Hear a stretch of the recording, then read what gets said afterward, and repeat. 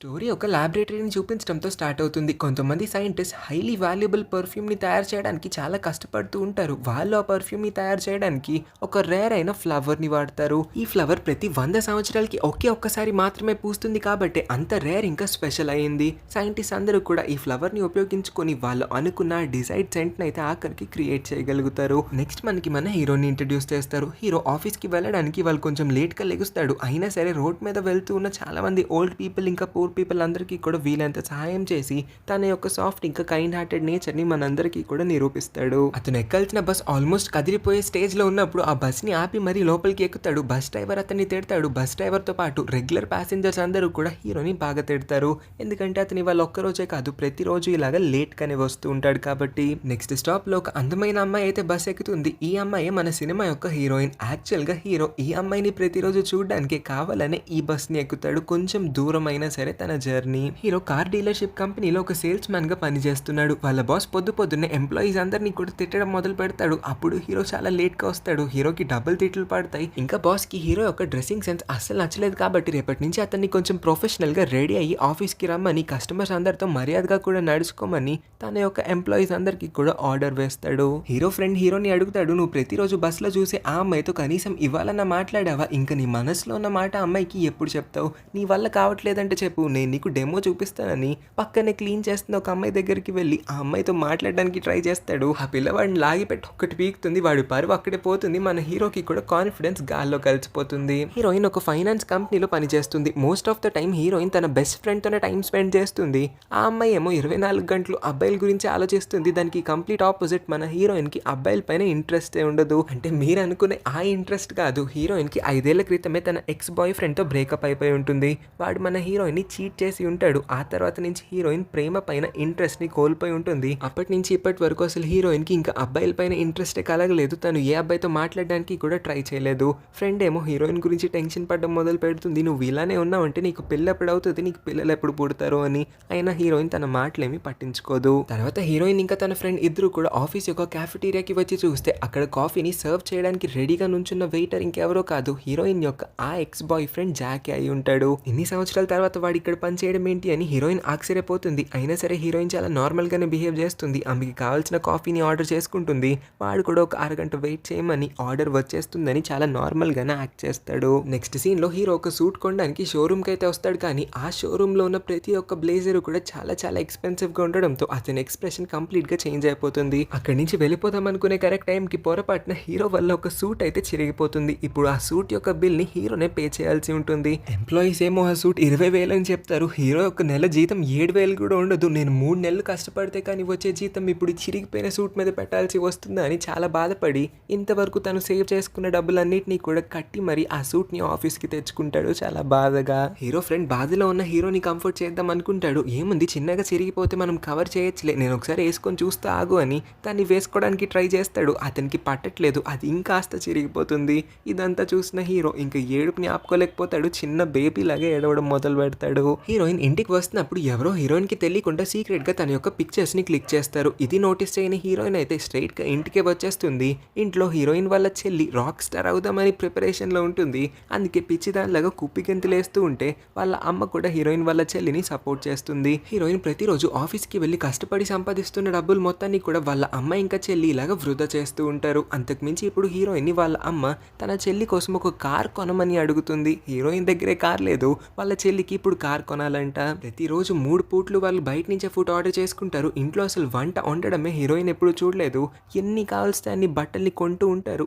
కుప్పలుగా ఇంట్లో బట్టలు ఉన్నా సరే కొత్త బట్టలు ప్రతిరోజు ఏవో ఒక కొత్త బట్టలు కొంటూనే ఉండడంతో హీరోయిన్ కి ఇంకా ఒళ్ళు మండిపోతుంది. ఈ పాయింట్ లో వాళ్ళ ముగ్గురికి మధ్యన ఒక పెద్ద గొడవే అయిపోతుంది. ఓ రోజు రాత్రి హీరో ఇంటికి వస్తూ ఉన్నప్పుడు ఎవరో ఒక మిస్టీరియస్ మ్యాన్ అయితే హీరోకి ఎదురుపడి హీరో చేతిలో ఒక పర్ఫ్యూమ్ పెట్టి అయితే మాయమై వెళ్ళిపోతాడు. తర్వాత రోజు నిద్ర లేచిన హీరో తన రెగ్యులర్ రొటీన్ ని ఫాలో అవుతాడు. బట్టలు వేసుకొని ఆఫీస్ కి రెడీ అవుతూ ఉన్నప్పుడు టేబుల్ పైన పర్ఫ్యూమ్ ని నోటీస్ చేస్తాడు. చాలా క్యాజువల్ గా పర్ఫ్యూమ్ ని స్ప్రే చేసుకొని అయితే వర్క్ కి బయలుదేరుతాడు. సర్ప్రైజింగ్లీ రోడ్ మీద ఉన్న అమ్మాయిలందరూ కూడా తన యొక్క ఈ పర్ఫ్యూమ్ కి అట్రాక్ట్ అవుతారు. ఈ సెంట్ వాళ్ళందరినీ కూడా హిప్నోటైజ్ చేస్తూ ఉన్నట్టు వాళ్ళందరూ హీరో వెనకాలే పడతారు. ఇంతమంది అమ్మాయిలు హీరో వెనకాల పడడంతో అతనికి చాలా భయం వేస్తుంది. పరిగెత్తుకుంటూ బస్ కి ఈసారి టైం కి వచ్చి ఎక్కిపోతాడు. కానీ బస్ లో కూడా పిక్చర్ వేరేలా ఉంటుంది. రోడ్ మీద ఫాలో అయిన అమ్మాయిలందరూ బస్ ఎక్కేస్తారు. ప్రతిరోజు అతన్ని తిట్టే ముసలమ్మ ఈసారి హీరోతో చాలా ప్రేమగా మాట్లాడుతుంది. హీరో మీద పడి ముద్దులు కూడా పెట్టేస్తూ ఉంటుంది. కాసేపటికి హీరోయిన్ కూడా అదే బస్ ఎక్కుతుంది.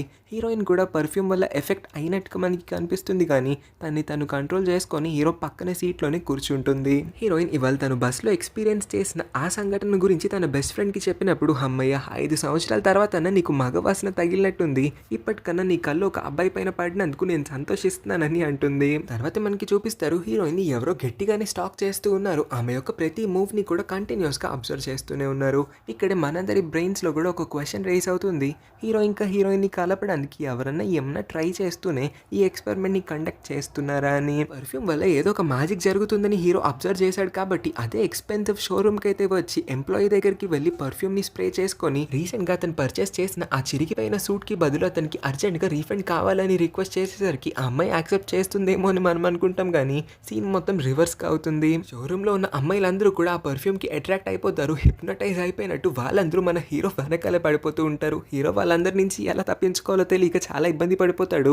కరెక్ట్ టైంకి అక్కడే చుట్టుపక్కల ఉన్న హీరోయిన్ కూడా అక్కడికి వచ్చి హీరో చేయి పట్టుకొని అతన్ని ఎక్కడికో ఒక చీకటి ప్లేస్ కి తీసుకొస్తుంది. హీరోయిన్ కూడా ఇంకా తాను రెసిస్ట్ చేసుకోలేకపోతుంది. పర్ఫ్యూమ్ నుంచి వస్తూ ఉన్న ఆ స్మెల్ ని పీల్చేసరికి తన్ని కంట్రోల్ చేసుకోలేక వెళ్ళి హీరోకి ఒక ముద్దునైతే పెట్టేస్తుంది. సెకండ్స్ లేటర్ తను ఏం పని చేసిందో తనకి తెలియడంతో తను కొంచెం కాన్షియస్నెస్ లోకి వచ్చి అయితే అక్కడి నుంచి పరిగెత్తుకొని ఎస్కేప్ అయిపోతుంది. కానీ ఈ అన్ఎక్స్పెక్టెడ్ కిస్ వల్ల మన హీరో అయితే లోపల చాలా హ్యాపీగా ఫీల్ అవుతూ ఉంటాడు. హీరోయిన్ రాత్రి బార్ లో ఫుల్ గా తాగేసి ఉంటుంది. హీరోయిన్ వెనకాలే తనకి తెలియకుండా ఫాలో అవుతూ ఉంటాడు. అంటే హీరోయిన్ కి ఏమైనా ప్రమాదం వస్తే కాపాడదామని ఆమె వెనకాలే నడుస్తూ ఉంటాడు. హీరోయిన్ మీద మళ్ళీ ఆ పర్ఫ్యూమ్ ఎఫెక్ట్ ని ప్రయోగిద్దాం అనుకుంటాడు కానీ ఎందుకో మళ్ళీ అతనే వద్దనుకొని ఆ ఐడియాని డ్రాప్ చేస్తాడు. తర్వాత హీరోయిన్ ఒక బస్ స్టాప్ లో కూర్చుంటుంది. హీరో కూడా పక్కనే ఉన్న బెంచ్ పైన హీరోయిన్ పక్కనే అదే బస్ స్టాప్ లో కూర్చుంటాడు. ఇక్కడే హీరోయిన్ హీరో మొహం వైపు చూసి నువ్వు చాలా అగ్లీగా ఉన్నావని పాపం అతని మొహం పైన అనేస్తుంది. ఆ తర్వాత నీకు నాతో పడుకోవాలని ఉందా అని తాగిన మధ్యలో ఏదో ఒక పిచ్చి క్వశ్చన్ అడుగుతుంది. సీన్ కట్ చేసి నెక్స్ట్ సీన్ లో వాళ్ళిద్దరూ ఒకే హోటల్ బెడ్ పైన ఉన్నట్టు చూపిస్తారు. తెల్లవారి నిద్రలేసిన హీరోయిన్ చాలా ఎంబారెస్డ్ గా ఫీల్ అవుతుంది. హీరో కళ్ళు తెరిసే ముందే ఆమె ఆ ప్లేస్ నుంచి ఎస్కేప్ అయిపోదాం అనుకుంటుంది. ఈ లోపే హీరో కూడా నిద్ర లేచేస్తాడు. అసలు మన ఇద్దరం ఇక్కడికి ఎలా వచ్చాము, మన ఇద్దరికి మధ్యన రాత్రి ఏమీ జరగలేదు, నేను దీనికి గ్యారెంటీ ఇవ్వగలుగుతున్నానని అరుస్తూ ఉంటాడు. ఈ లోపే హీరోయిన్ అక్కడి నుంచి పరిగెత్తుకుంటూ పారిపోతుంది. హీరో చాలా ఎంబారెస్డ్ ఇంకా ఆక్వర్డ్ గా ఫీల్ అవుతాడు. వీళ్ళు చేసిన ఈ పిచ్చి పని వల్ల తర్వాత రోజు వాళ్ళిద్దరూ డిఫరెంట్ బస్సులు ఎక్కుతాం అనుకుంటారు కానీ అన్ఎక్స్పెక్టెడ్లీ వాళ్ళిద్దరూ ఒకేలా ఆలోచించి ఉంటారు. ఇద్దరు మళ్ళీ ఒకే బస్ ని అంటే వేరేలాంటి ఒకే బస్ ని ఎక్కి ఉంటారు. హీరో ఆఖరికి తన బిజినెస్ కార్డ్ ని హీరోయిన్ కి ఇద్దాం అనుకుంటాడు. కొంచెం ధైర్యం తెచ్చుకొని ఆ బిజినెస్ కార్డ్ అయితే అమ్మాయి చేతిలో పెడతాడు. అదేంటో హీరోయిన్ కూడా కాదనుకుండా అతను ఇస్తున్నప్పుడు ఏమాత్రం హెసిటేట్ చేయకుండా ఆ బిజినెస్ కార్డ్ ని అతని చేతిలో నుంచి అయితే తీసుకుంటుంది, యాక్సెప్ట్ చేస్తుంది. హీరోయిన్ హీరో గురించి ఆలోచించుకుని ఉండలేకపోతుంది. అతని కార్డ్ ఇచ్చాడు కాబట్టి ఆ కార్డులో ఉన్న నెంబర్ ని బట్టి అతనికి ఒక మెసేజ్ అయితే చేస్తుంది, మనం ఎక్వేరియం ప్లానెట్ దగ్గర కలుద్దామా అని. హీరో చాలా సేపటి నుంచి హీరోయిన్ ఎప్పుడెప్పుడు మెసేజ్ చేస్తుందా, ఎప్పుడెప్పుడు కాల్ చేస్తుందా, అతన్ని ఎప్పుడెప్పుడు కలుద్దామా అని అడుగుతుందా అని చాలా ఎక్స్పెక్ట్ చేస్తాడు. ఆఖరికి అతను అనుకున్నది జరగడంతో అతను ఆరాటం ఆపుకోలేక అక్కడికక్కడే గెంతేస్తూ ఉంటాడు. నెక్స్ట్ మనకి అదే గ్రూప్ ఆఫ్ సైంటిస్ట్ ని చూపిస్తారు. ఎవరైతే ఇప్పుడు ఆ పర్ఫ్యూమ్ ఎక్స్పెరిమెంట్ ని కండక్ట్ చేస్తూ ఉన్నారో వాళ్ళ సెంట్ సక్సెస్ అవుతుంది. కాకపోతే వాళ్ళ యొక్క ఆ పర్ఫ్యూమ్ అనేది కేవలం హీరో పైన మాత్రమే ప్రభావం చూపిస్తుందంట. సో హీరోనే వాళ్ళ యొక్క ఓన్లీ టెస్ట్ సబ్జెక్ట్. అంటే హీరో ఆ పర్ఫ్యూమ్ వాడినప్పుడు మాత్రమే అమ్మాయిలందరూ కూడా హీరో చుట్టూ పడుతున్నారు. అదే వాళ్ళ పర్ఫ్యూమ్ యొక్క మెయిన్ మోటో అయి ఉంటుంది. ఇంకే అబ్బాయి మీద కూడా ఆ పర్ఫ్యూమ్ యొక్క ఎఫెక్ట్ చూపించట్లేదు. ఎక్వేరియం కి వచ్చిన తర్వాత హీరో ఇంకా టైం వేస్ట్ చేయకుండా హీరోయిన్ కి ప్రపోజ్ చేసేస్తాడు. హీరోయిన్ కూడా 5 సంవత్సరాలు అయిపోయింది నేను ప్రేమలో పడి, ఆ ఫీలింగ్ ఎలా ఉంటుందో కూడా నేను పూర్తిగా మర్చిపోయాను. కానీ ఆ ఫీలింగ్ ని మళ్ళీ చాలా కొత్తగా నీతో ఎక్స్పీరియన్స్ చేయాలని నాకుందని తను కూడా రెసిప్రోకేట్ చేస్తుంది ఆమె ఫీలింగ్స్ ని. అలా వాళ్ళ డేటింగ్ లైఫ్ కూడా స్టార్ట్ అవుతుంది. వాళ్ళిద్దరూ వాళ్ళ ఫ్రెండ్స్ కి కూడా వాళ్ళిద్దరిని ఇంట్రడ్యూస్ చేసుకుంటారు. వాళ్ళ ఫ్రెండ్స్ కూడా డేటింగ్ స్టార్ట్ చేస్తారు. మనకి ఆ స్టాకర్ ఫేస్ ని ఇప్పుడు క్లియర్ గా చూపిస్తారు. వీడు ఇంకెవరో కాదు, హీరోయిన్ యొక్క ఎక్స్ బాయ్ ఫ్రెండ్ అయిన ఆ జాక్ అయి ఉంటాడు. జాకే ఈ పర్ఫ్యూమ్ ని కనిపెట్టిన ఆ క్రియేటర్ కూడా. ఈ పర్ఫ్యూమ్ ఎక్స్పెరిమెంట్ ని జాకే కండక్ట్ చేస్తున్నాడు. జాక్ ఒక గొప్ప సైంటిస్ట్, కాకపోతే అతని యొక్క ఈ పర్ఫ్యూమ్ ఎఫెక్ట్ అనేది కేవలం హీరో పైన మాత్రమే ప్రభావం చూపిస్తూ ఉంది. హీరోకి హీరోయిన్ అట్రాక్ట్ అవడం అతనికి అస్సలు నచ్చట్లేదు. మరి వాళ్ళ దగ్గర ఇప్పుడు ఉన్న ఒకే ఒక టెస్ట్ సబ్జెక్ట్ హీరోనే కాబట్టి హీరో అడ్డు వాళ్ళు తొలగించుకోలేరు. అలానే హీరో ఇంకా హీరోయిన్ దగ్గర అవడం కూడా అతను చూడలేకపోతున్నాడు. అందుకే హీరోకి ఒక వార్నింగ్ ఇద్దామని తర్వాత రోజు ఒక కొత్త కార్ కొనడానికి హీరో వాళ్ళ షోరూమ్కి అయితే వస్తాడు. హీరో ఆ కార్ యొక్క డెమోని ఇస్తూ ఉన్నప్పుడు అతను హీరోతో ఇలా అంటాడు, నాకు ఆ పర్ఫ్యూమ్ గురించి అన్ని విషయాలు తెలుసు. హీరోయిన్ ఏమి నీ మొహం చూసి నేను ప్రేమించట్లేదు, లేకపోతే నీలో ఏదో మ్యాటర్ ఉందని నేను ప్రేమించట్లేదు. ఆ పర్ఫ్యూమ్ ఎఫెక్ట్ వల్ల మాత్రమే తను నీ వలలో పడింది, అంతకుమించి ఇంకేమీ లేదు. వన్స్ ఆ పర్ఫ్యూమ్ బాటిల్లో ఉన్న పర్ఫ్యూమ్ కంటెంట్ అయిపోయింది జరిగిందంటే నీకు ఇంకా హీరోయిన్కి మధ్యన ఎటువంటి సంబంధం లేకుండా పోతుంది. ఆ తర్వాత నువ్వే హర్ట్ అవుతావు చూసుకో అని చెప్తాడు. హీరోలో కూడా ఇది నిజమేమో అన్న భయం మొదలవుతుంది. హీరోయిన్ ఏదో ఒక రోజు అతన్ని వదిలేసి వెళ్ళిపోతుందేమో అన్న టెన్షన్ స్టార్ట్ అవుతుంది. హీరోయిన్ బర్త్డే రోజున ఫ్రెండ్స్ నలుగురు కూడా క్యాంపింగ్ సైట్ కి వెళ్తారు. అక్కడ బాగా ఎంజాయ్ చేస్తారు. హీరోయిన్ కోసం ఒక బ్యూటిఫుల్ నెక్లెస్ అయితే గిఫ్ట్ చేస్తాడు. హీరోయిన్ కి ఇప్పటి వరకు ఇలాంటి ఒక థాట్ఫుల్ గిఫ్ట్ ని ఎవరు ఇవ్వలేదని హీరోని పొగడ్డంతో అతను సిగ్గుపడిపోతాడు. నెక్స్ట్ డే హీరోయిన్ కి కూడా ఆ పర్ఫ్యూమ్ గిఫ్ట్ గా వస్తుంది. హీరోనే ఈ కొత్త ప్రెజెంట్ ని కూడా పంపించి ఉంటాడేమో అని హీరోయిన్ అనుకుంటుంది. పెద్దగా దాన్నేం పట్టించుకోదు. తను ఆఫీస్ కి వచ్చినప్పుడు తన ఎక్స్ బాయ్ ఫ్రెండ్ అయిన ఆ జాక్ అయితే మన హీరోయిన్ ఎదురొచ్చి హీరోయిన్ తో మాట్లాడడం మొదలు పెడతాడు. అదే టైంలో హీరోయిన్ ప్యారలల్ గా హీరోతో కూడా ఫోన్ లో మాట్లాడుతుంది. హీరోయిన్ ఎదురుగా జాక్ వచ్చాడని ఫోన్ లో ఆ వాయిస్ విని హీరో గుర్తుపట్టేస్తాడు. వెంటనే అతని టెన్షన్ పడి హీరోయిన్ వాళ్ళ ఆఫీస్ కి పరిగెత్తడం మొదలు పెడతాడు. హీరోయిన్ ఇప్పుడు ఉన్న రిలేషన్షిప్ ఏమి ఎఫెక్షన్ వల్ల లేకపోతే ప్రేమ వల్ల కలిగింది కాదు, ఈ పర్ఫ్యూమ్ వల్లేనని. ఈ పర్ఫ్యూమ్ హీరో యూజ్ చేయడం వల్లే, ఈ పర్ఫ్యూమ్ వల్ల హీరోయిన్ హిప్నోటైజ్ అయ్యి ఆ ఎఫెక్ట్ వల్లే హీరోయిన్ ప్రేమలో పడిందని చెప్పినప్పుడు హీరోయిన్ ఈ మాటలన్నిటిని నమ్మడానికి సిద్ధంగా లేదు. కానీ ఒక పాయింట్ లో తనని తానే క్వశ్చన్ చేసుకుంటుంది. అసలు తను హీరోతో ఎప్పుడు ఎలా ప్రేమలో పడిందని.